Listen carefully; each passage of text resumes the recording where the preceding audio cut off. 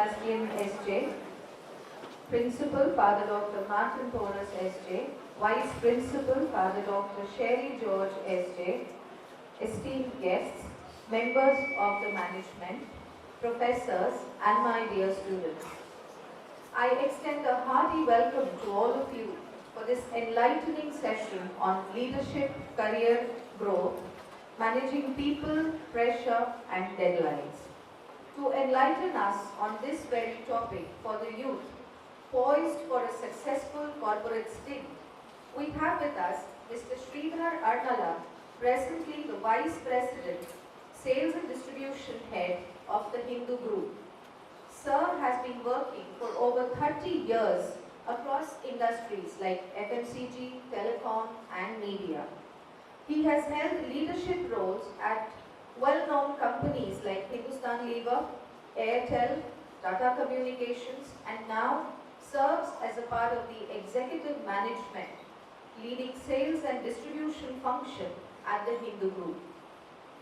He is also the head for the schools initiative of the group, an initiative that reaches more than 1 million students across the country. Sir is deeply passionate about building people and helping teams grow. He's worked with young professionals and senior leaders alike, and he enjoys creating spaces where real conversations about leadership can happen. Numerous educational institutions frequently invite him to participate in interactive sessions. His new book on leadership, Within, has just been published. I request our Rector, Father Joseph Sebastian S.J., to kindly felicitate our esteemed guest with a shawl, sapling, and memento. Once again, a very warm welcome to you, sir. Shall we begin? It's always a pleasure to come into campuses. Usually what people think when they come to talk is they want to talk something, give a lecture and go. But for me, it's when I meet a large gathering of students, you have so much to teach me. And every time I go out of any campus, I go out enriched, a degree more than what I was when I entered this campus. And first of all, thank you to entire Xavier's team and for having us here. Thank you, Father, for inviting him. Thank you, ma'am, for that wonderful introduction. So don't worry about that long introduction. I'm a simple student. A student usually gets frightened to sit before the profs and the father, right? So I'm also like that today. So I will, without further ado, we have short time. So I will try and share what I've spent in the last 35 years to you in 35 minutes. I think that's what we have, 45 minutes. Right? Yes, sir. So I would like to dive in with the questions on leadership first. So my first question to you, sir, is what qualities do you think make a good leader in today's competitive world? To me, I think the value system is very important. Having said that, if you have to be a good leader, you have to first be a good human being, which is the most forgotten thing these days. We think we will climb the ladder on somebody else, and that's not going to work. And I haven't seen that in my 35 years. I don't think it is ever going to happen again. So each of the people, anyone who's aspiring to become a leader or grow up in the change, first is to live the values, start respecting the next guy. Leadership is not about designation for me. It's all about who you are as a person and how you're dealing with the other persons and what kind of energy do you bring in the conversations that you get to. And that's to me the fundamental value. I don't want to complicate it. Just to leave you with a thought, these days I think at some time IQ was very, very important. CEOs used to get recruited with large IQs and you know what happened. Today the research reveals that about 83% of the CEOs get recruited actually because of their EQ and not IQ. So the emotional quotient is very, very important and that's where I think the leadership will come. So listening to you, sir, my next question comes from your answer. You said being a good human being. So is leadership a natural talent or can it be learned and practiced? The answer is both, right? People think, the moment you think I'm not a leader, then you are actually stepping yourself a little back. Right? All of us lead in something or the other. The moment you put up a degree and a tag to that, you always start feeling alien to that role. To me, leadership comes very, very naturally to all of us. And we do behave, show that qualities in many of the activities that we do. For example, if I ask each of you how many times did you handle a birthday party at home, or if I say how many times have you got your friends together, how many times have you got 10 people together and booked a movie ticket for them and took them for a movie, how many times did you play a game? I think every aspect of our life, there is an opportunity for you to display leadership and you do display leadership. The moment you think I'm not a leader, therefore I can't do this, I think that's where the problem comes. The whole challenge is the word I can't. So you got to remove that T. T usually doesn't work until and unless it gives you the trust and the trust in yourself, and not more than that. True, sir. You're very right. It's I can that works more than your IQ. Absolutely. So you also spoke of emotional intelligence. So could you give us more detailed insight on how does emotional intelligence play a role in effective leadership? There's so much being written about AI. There's so much of content that's available. I would keep it very simple so that we don't complicate. Even in the book that I've written, keep it very simple so that we do not complicate with jargons and definitions. That's what people usually get afraid of. The first thing, and I must admit, this conversation that I had with ma'am in the last 15 or 8 minutes, you can't get a better campus with more EQ than what is happening here. I think the emotional intelligence that you guys display in terms of being connected with people, being self-aware, that's the first step of emotional intelligence. You've got to be aware of what you are, who you are, where you are coming from, why you are doing what you're doing. I think that itself will solve a lot of the challenges that people have emotionally. Right? One of the things that why EI is important for a leader is it gives you that scale of being sensitive and sensitive both. Now, sensitivity is very, very important.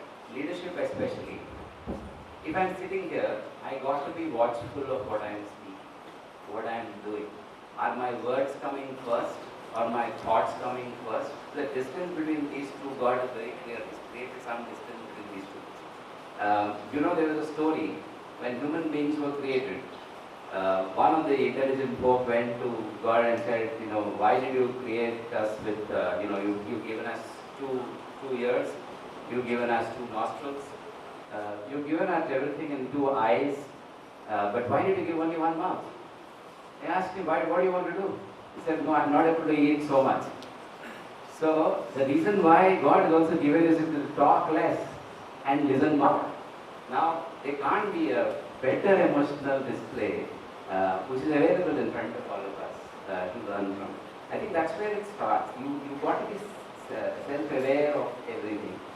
And the rest, I think, as a part of your upbringing and am I connected with my next soul, right? Am I seeing you as a competitor or am I seeing you as somebody who can complement? I think one of the things that you have to learn in the corporate is essentially not to see the next individual as a competition, but you see them as a complementer for you.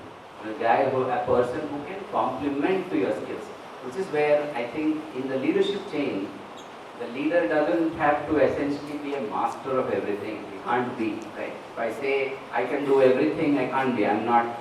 You've got to be technically savvy. You've got to be emotionally savvy. You've got to be, marketing savvy. So you don't rarely get all of that together, which is why you have people who are specialists in each of these, and they complement each other.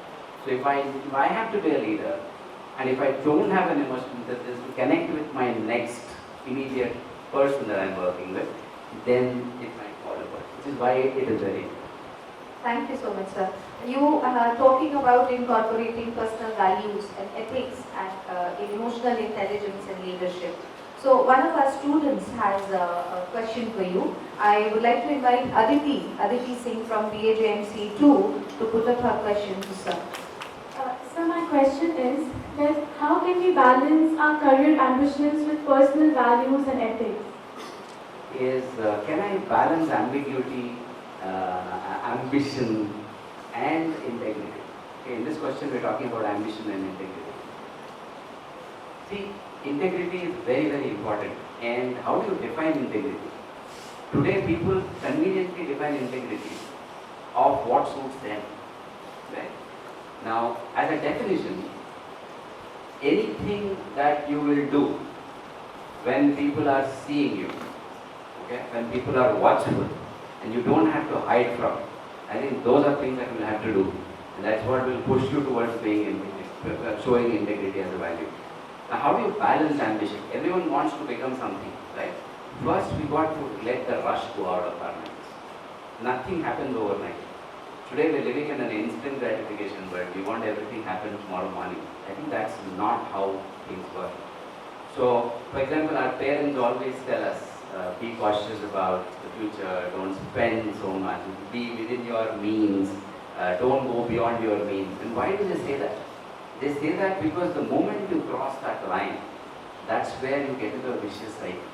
And you get into the vicious cycle, there's no coming back. Because then the ambition is going to go to take you effort, and integrity cycle is going to go down. And especially for young lads, you are the future of the country. You have to see how do I balance. So ME to me has to be balanced. My means and my ends have to get a balance. Most of the time, I will resort to any means to get to my end. It's not a good story. Right? I have to balance my means. How am I making this money? How am I doing this job? Am I doing this job ethically? Am I doing this job correctly? Just because somebody is not seeing me, can I do anything? Imagine you are God forbid, some people are on an operation table. What do you expect from the doctor?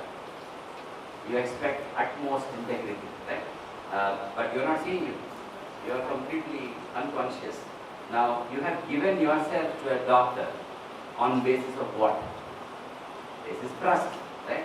Now, if that doctor has his means and ends imbalanced, then how are you going to be?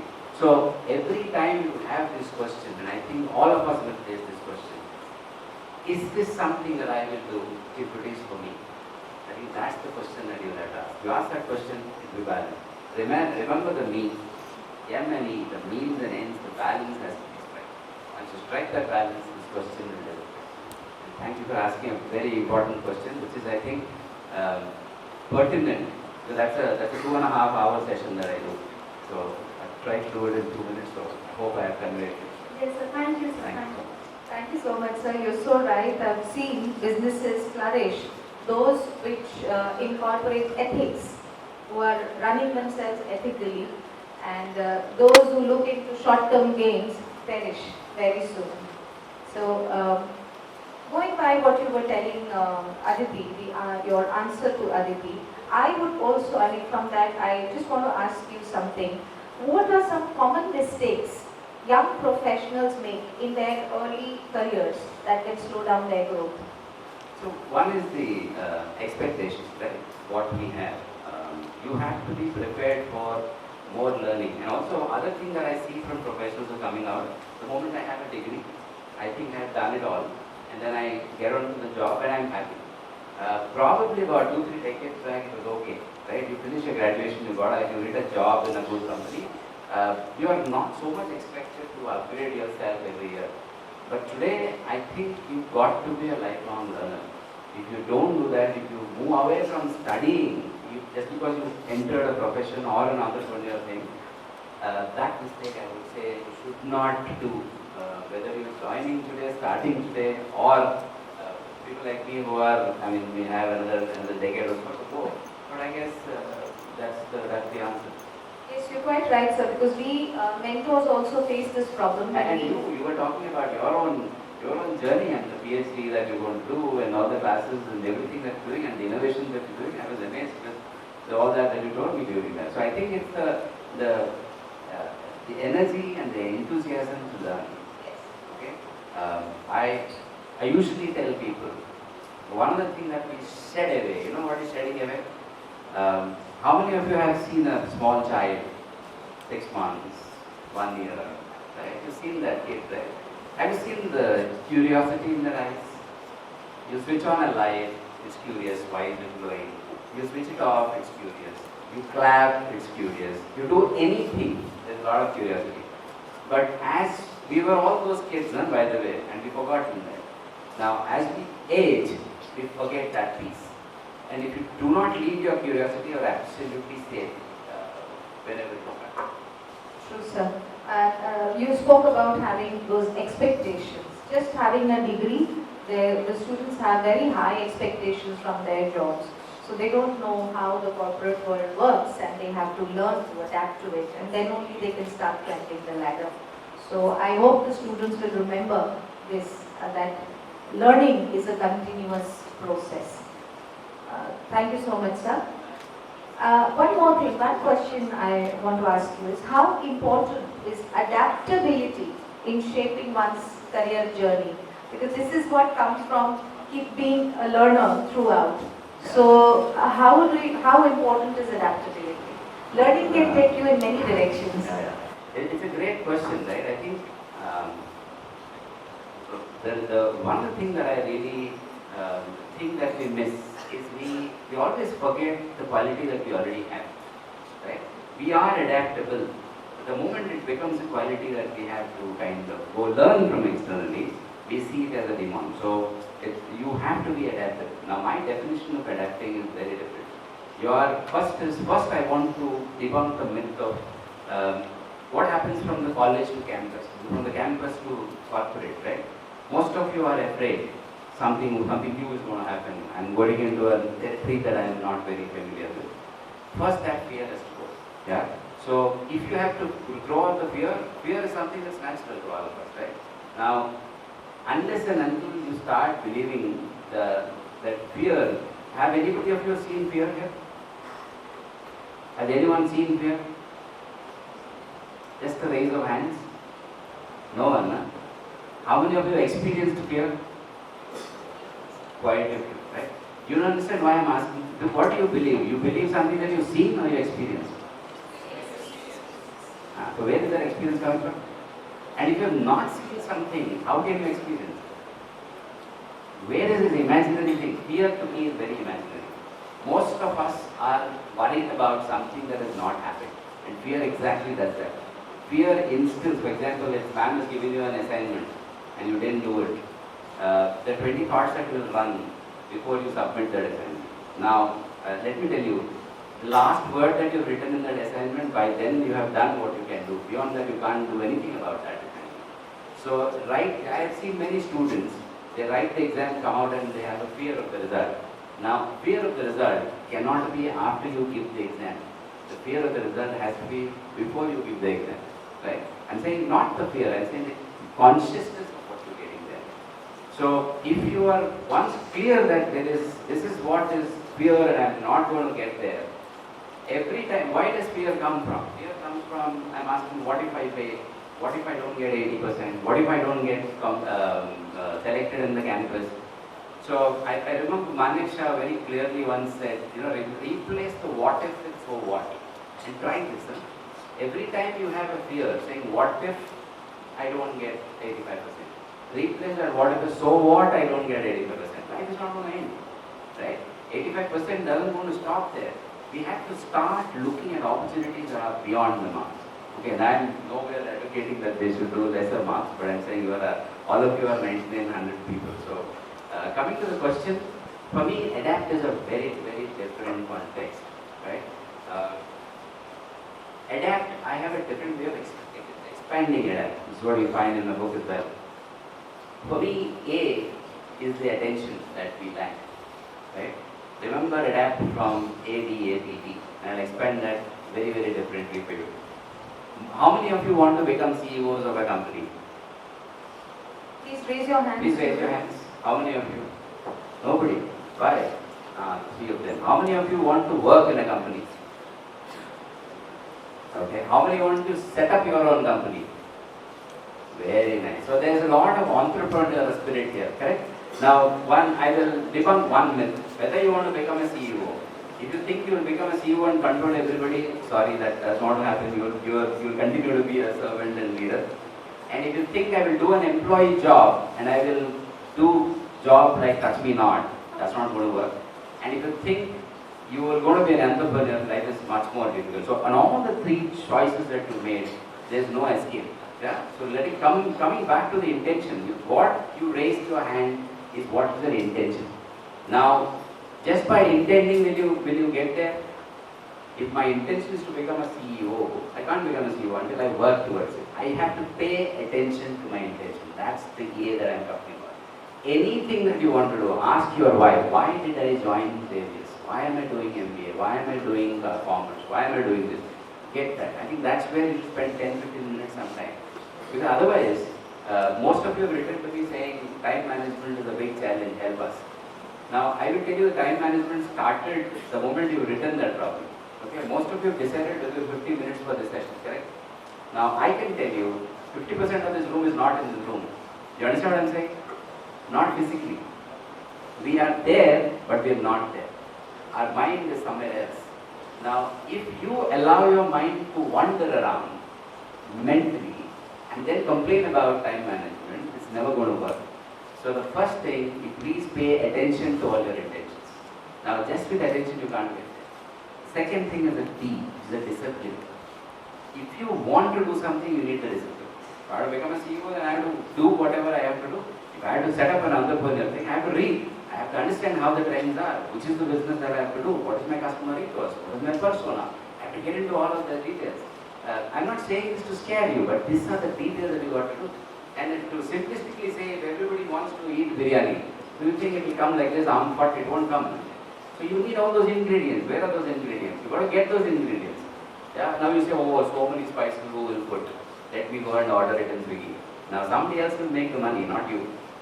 So you have to be clear. So discipline to all your intention with attention is important. The third one is application. Now most of us are very intelligent, but we don't apply our intelligence, right? With many people who come to this session or any other session, you are all good people. They come and sit at the meeting in a corporate and say, this though I know, I don't have to say anything. This subject I know. Now, if you do not apply, will it help? So application of knowledge is very, very important. And the last, and the P, right, that's the purpose that I talked about. Be purposeful in everything that you do. You're sitting here for 1 hour, understand why you're sitting here. Don't give away your time like this, right? And the last one is the trust. Trust yourself, trust your ecosystem, trust your next guy. I think this, if you remember this ADAPT, I think it has put me in a good state. I'm sure it will put them also in a good state.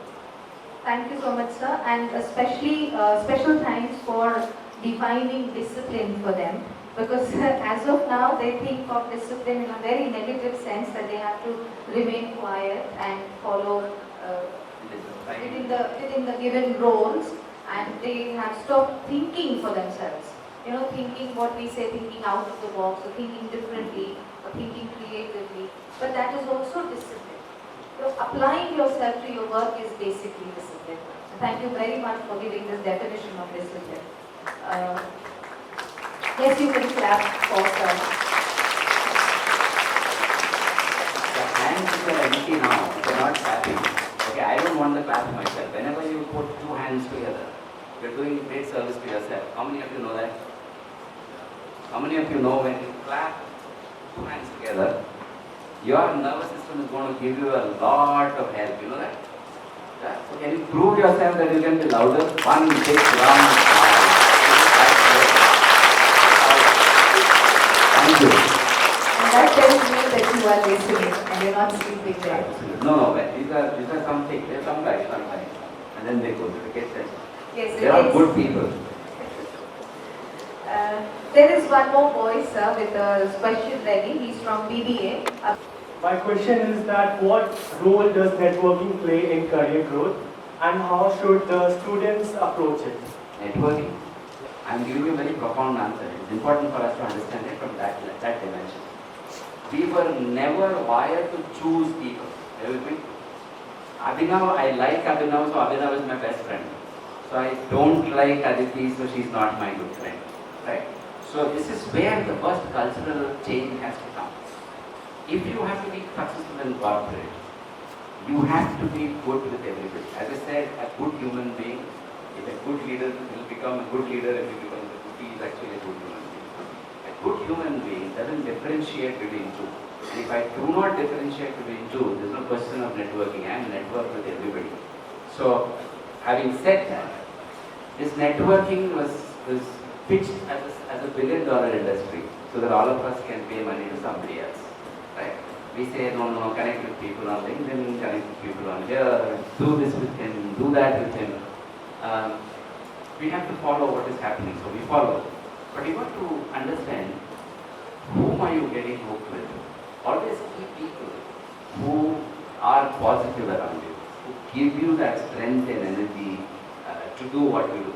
Okay?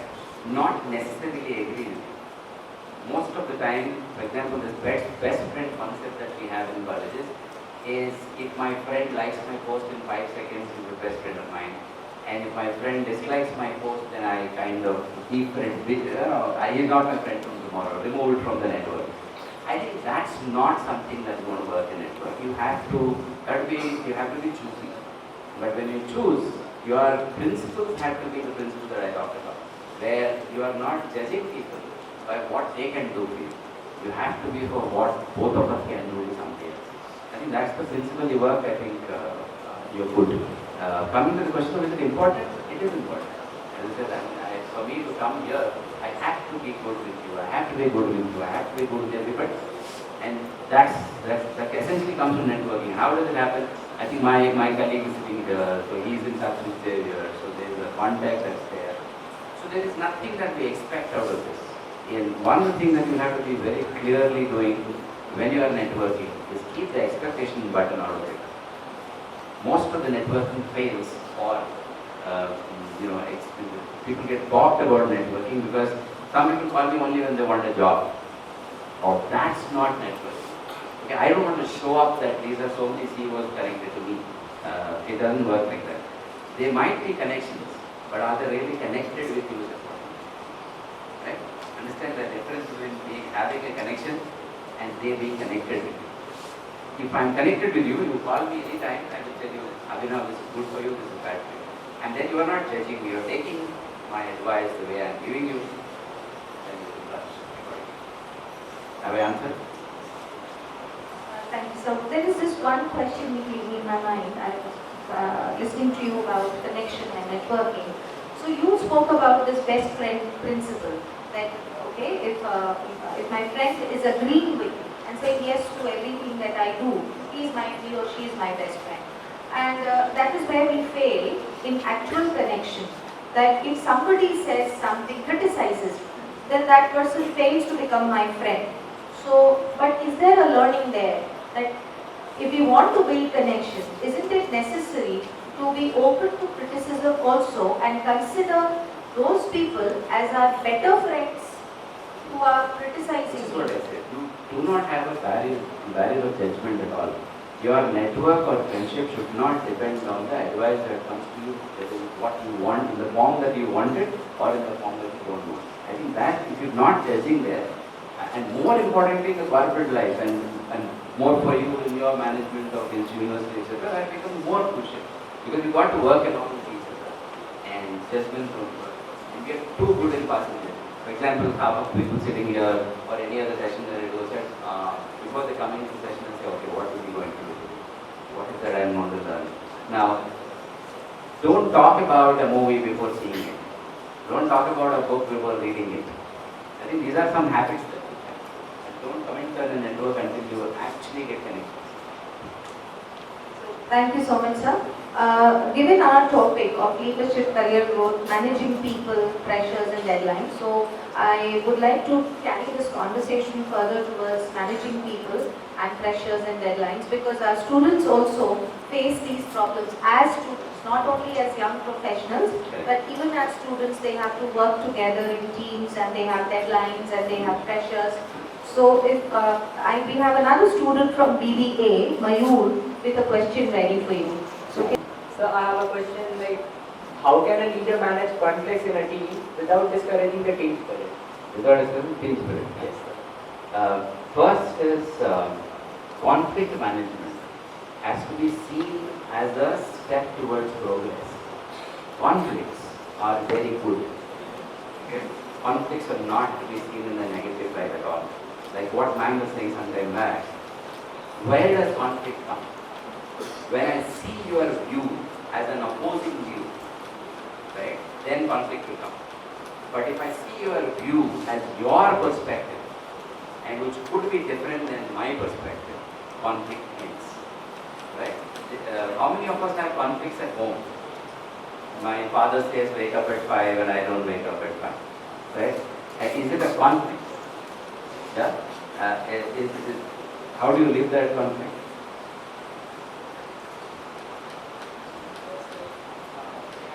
May you come closer to the mic? It's not on. We have to stick to it. You have to stick to what? Whatever my father said. Correct. So that's your view, right? But I might not want to do it because I don't like it. So in corporate also, most of the conflict, why corporate? It's the current world, right? I mean, I'm telling you, we are living in a beautiful world today, where every day you have an example of a conflict. And the conflicts are wide open today. The conflicts, whether you talk about Russia, US, Russia, Ukraine, anything that are happening right now, there's so much that it can teach you. Coming back to interpersonal conflicts, I think I would always advise people to not view other person's perspective as a coach. And that's the only request. And what man was talking, even in your classes, when we do debates, when you guys are getting into some conversation, you say that no, it's not right. For example, I'll show you this. Okay, tell me what color is this? Huh? Is it blue? I am saying it's white. Are you with me? This is white I am saying. Will you agree with me? Is it white or blue? But I am saying it is white. Huh? What is this? Now this is white. Now, Sir, am I right? I am correct, no? When I flip this, now if you pause for a second and then think that maybe his side is white, then is there a conflict? That's exactly how you have to face conflict. And people take decades to understand this. And you understood it right now even before you got into the corporate. So I think you will start, once you start appreciating views, appreciating perspectives, trust me, you are a great leader.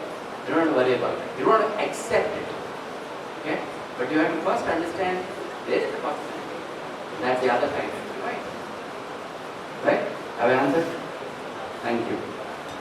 so we're running short of time, so I just have one question to you about managing pressure and deadline.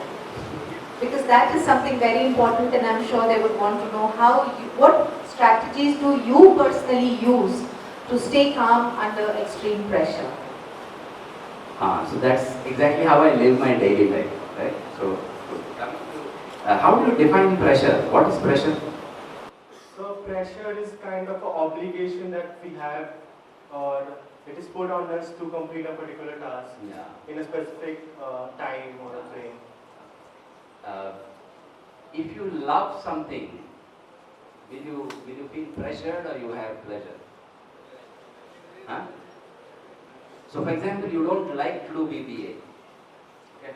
But you join BBA. There are some smiles in the group, right? So your father said, no, you have to start a business, so you have to do BBA. Now, is it pressure from the day one? Yeah. But there are some people who have chosen to become what they want to become. Will they have pleasure or pressure? So to me, I think if you understand the subtle difference between these two, if you accept what you are doing, pressure disappears from the picture. Most of the sales guys come to me and say, oh, there's a lot of pressure. Now, where is the pressure coming from? Pressure comes if you are not able to cope up with the delivery system. What I have to deliver, what I have to do. And if you are not able to do something, why are you not able to do something? Why are you not able to pass an examination? Why does that happen? Because you're not studying. So use the 5 why principle. Every time there is a conflict or something in your mind, you're worried or you feel pressure, understand why did I get 80 marks only? So I said I didn't prepare. Then asked why did I not prepare? I said okay, I didn't prepare because I was spending more time on Instagram. Then he said, why did you spend more time on Instagram? I said some reels have kind of taken control of me and then I was not able to come back. I said, which are those kind of reels? Go like this. Ask the fifth why, you will understand that all the problem lies with us. The pressure that we create are essentially emanating from our ability to develop the capability to do the particular job.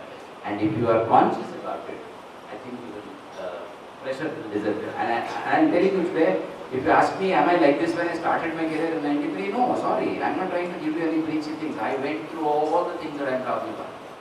Now the choice is in front of you, whether you want to take my experience and start from there, or go through the grind that I've gone through. Each of the person will go through, right? So you have to understand that this is exactly how you deal with pressure. And deadlines are dead in my view. What is deadline? I have to do something on this time. How many days do you get to do an assignment? You have assignments? Yeah, how many days do you get? What is the deadline to do an assignment? 7 days, 3 days, 4 days? It varies on the level of the assignment. Let's say 7-day assignment also will be there. 3 Okay, now, days, so it answers your time management that you raised also. Tell me, when do you start a 7-day assignment? Now, if that is the reality that we want to live in, deadlines are always going to be a problem. Now, you have to make a choice to start it the moment the assignment comes to you. And that's the commitment, right? That's the connection between your intention and the attention. So whatever I spoke in the last 20 minutes, there's no jargon in this. It all boils down to how am I conducting myself. Pressure, pleasure, all of this is in your hand. I might make it look very, very, very simple, and let me tell you, it is simple. If I can do it, you can definitely do it. And after all of this, if you say, do I not feel pressure? Yeah, you feel pressure, but the moment you know that this pressure is what is making me do what I'm doing, then I think we will address all that issues. Sir, I can see one boy restless on the wings, and he has a question for you. So that's the last question that we will take, and then we'll wrap up. Request Akshay of BCom 3 to come up and put up your question. What is the most important? Don't worry. See, look, I'm saying. You have a question. Have you ever written an examination without knowing the syllabus? So, what is the most important leadership lesson that you have learned in your journey? Don't have hindsight regrets, but live in the present. Okay, I'll give you a very proper answer. Most of us live saying that ये अगर मैं कर दिया होता तो अच्छा रहता. Yes, sir. It was short and precise. Most of the time, ये अगर मैंने 5 साल पहले इतना सेव कर लिया होता तो मैं करोड़पति बन जाता. Alright? Let me tell you honestly. वो 20 साल में भी सही है, 60 में भी सही है, 100 में भी सही होगा. Provided if you do not take an action on that. If you take action on that particular point, a hindsight regret is the most common problem that every human has. Thank you, sir. Thank you so much. On behalf of the entire management, professors and the students, I am truly grateful to you, sir, Thank for sharing your invaluable wisdom, guidance and rare insight. We hope that students read your book and keep it by their bedside as a constant guide, shaping their future success. The name of the book is Within. I am also truly grateful to our principal, Father Dr. Martin Porras, SJ, for giving us the opportunity to interact with you today. It has truly been an enlightening and inspiring session. I am thankful to the members of the management, Dean Activities Dr. Rakesh Kumar Pathak and Dr. Supriya Shri of the Chair of the Universal Human Values Committee and her team for conducting this event smoothly. I am grateful to the students of Mass Communication for capturing the memories of such an empowering session that we have had today. I extend my gratitude to Mr. Tapeshwar Prasad for the welcoming backdrop and the technical and stage management team for the wonderful arrangements. Last but not the least, I extend my deep gratitude to the administrative and maintenance staff who provide support tirelessly, making all our events a success. Thank you. Jai Xavier's, Jai Bharat. Thank you so much. Thank Can we rise as our dignitaries leave?